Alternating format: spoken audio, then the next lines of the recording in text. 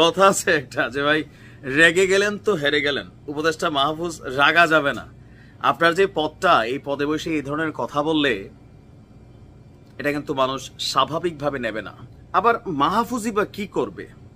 যেই পরিমাণ গালাগালি মাশাআল্লাহ আমাদের অনলাইন যোদ্ধারা, বিশেষ করে মতের বিরুদ্ধে গেলে, এবার এটি ইসলামিক দল হোক অন্যান্য দল হোক, যেই পরিমাণ গালাগালি আমরা স্টকে রাখি, সবাই যখন একসাথে কারোর পোস্টে গিয়া এগুলো ঢাইলা দেই, তো এই গালির দুর্গন্ধে, বমির দুর্গন্ধে মাঝে মাঝে মেজাজটা হারাই যায়। তবে কেউ বলছেন দেশে কি বাক স্বাধীনতা আছে? যদি থাকে তাহলে মাহফুজ আলম একটা স্ট্যাটাস দিয়া 2-1 ঘন্টা পরে কেন ডিলিট করে দিলেন? কি সেই স্ট্যাটাস? গতকালকে আমি একটা বক্তব্য দিয়েছিলাম, জামাতের ইস্যুতে মাহফুজ আলমের একটা বক্তব্য ছিল। সেই বক্তব্যের পর তার 14 গোষ্ঠী উদ্ধার করছে কমেন্টে আইসা সম্ভবত শিবির এবং জামাতের নেতা কর্মীরা। এরপরে একটা পাল্টে স্ট্যাটাস দিয়েছিল কি, আমাকে নিয়ে নোংরামি করতেছো, ঝামেলা নেই, ফ্যামিলি টাইনও না, যুদ্ধ অপরাধের সহযোগী রাজাকারেরা। আরে ওই সেই রাজাকার, শেখ হাসিনা এক রাজাকার বইলেই শেষ হয়ে গেছিল কিন্তু ক্ষমতা থেকে। আবার দেখছেন এই রাজাকার জিনিসটা চাইলেও যেন কোথাও না কোথাও হারাই যাচ্ছেন। এটাকে বিএনপিও জীবিত রাখতেছে, আমাদের এই এনসিপির সাথে কানেক্টেড সরকার তারাও জীবিত রাখতেছে। এরপরে কি লিখছে, এটা লাস্ট ওয়ার্নিং।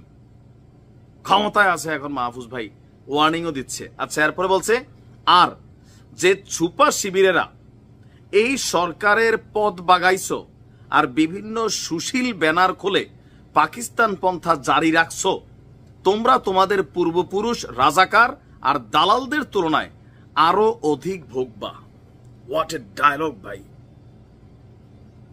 শিবিরের ছুপা শিবির মানে শিবির যে গোপনে রাজনীতি করে, তিনি এটাই কি বুঝতে চাইলেন? আচ্ছা, শিবিরের নেতা কর্মীরা বললেন তো একটু ভাই, চুপা শিবির কোনটা বুঝাচ্ছে? এটা কি চুপা না ছুপা? গোপন শিবির হয়তো এরকম বলতে চাইছিল যে এ সরকারে পদ বাগাইছো। কেমনে বাগাইলো? আর বিভিন্ন সুশীল ব্যানার খোলে পাকিস্তান পন্থা জারি রাখছো। এখন এই কথাটার একটা যৌক্তিক কারণ আছে। দেশে এই মুহূর্তে যেভাবে পাকিস্তান জিন্দাবাদ, পাকিস্তানের পক্ষে যুদ্ধ হলে মুসলিমদের পক্ষ, মানে আজাইরা ফতুয়া টতুয়া জারি করে আমাদের এক শ্রেণীর পাকিস্তানপন্থী প্রেমীরা তারা কিন্তু ঝাঁপাই পড়ছে, এটা সবারই চোখে পড়ছে। তো মাহফুজও এটা নিয়ে আসলে স্ট্যাটাসটা দিছে যে পাকিস্তান পন্থা জারি রাখছো, তোমরা তোমাদের পূর্বপুরুষ রাজাকার। এই দেখেন আহারে শব্দ রে, রাজাকার আর দালালদের তুলনায় আরো অধিক ভোগবা।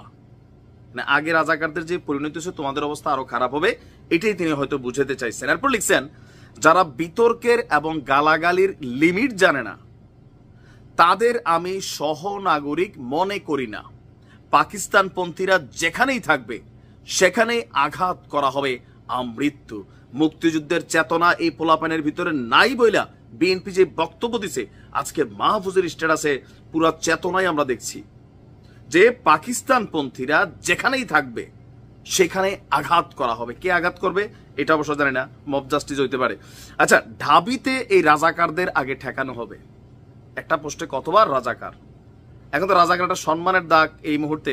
আচ্ছা, তো বলছে যে ঢাবিতে এই রাজাকারদেরই আগে ঠেকানো হবে, যারা এদের স্পেস দিছে তাদের জন্য গত 50 বছরের তুলনায় অধিক জিল্লাতি অপেক্ষা করছে। মানে শিবির এবং রাজাকার যারা আছে, জামাতের মানে শিবিরেরই ধরছে ম্যাক্সিমাম, বা জামাতের যারা আছেন, পাকিস্তানপন্থী যারা আছেন, গত স্বাধীনতার পরে আপনারা কি পরিণাম ভোগ করছেন, আওয়ামী লীগ কি পরিণাম ভোগ করাইছে, এর থেকে কঠিন জিল্লাত, এই শব্দটা হচ্ছে লানত অথবা শাস্তি আপনাকে ভোগ করতে হবে। তবে দুর্ভাগ্যজনকভাবে মাহফুজ আলম এই স্ট্যাটাসটা দিয়া মানে কয়েক মিনিট পর বা ঘন্টাখানেক পরে আবার তিনি এটাকে ডিলিট করে দিচ্ছেন। তখন আবার গণমাধ্যমে ফেসবুকে পোলাপেন বলতেছে, যেই দেশে উপদেষ্টা একটা স্ট্যাটাস দিয়ে ঠিকমতো রাখতে পারে না, সেই দেশে আবার বাক স্বাধীনতা কিসের? এখন দেখা যাক আসলে কি হয় মাহফুজ আলমের কপালে, বা জামাত শিবিররা কি রিয়াকশন দেন। তবে নাহিদও কিন্তু বলছে, আপনারা অনেকে ভুলে গেছেন, নাহিদ কিন্তু বলছে এই দেশের মানুষের সব জামাতপন্থী বা চরমনাইপন্থী এদেরকে ক্ষমতায় দেখতে চায় না, ভিন্ন কিছু চায়, আর ওইটাই হচ্ছে এনসিপি। ভালো থাকুন।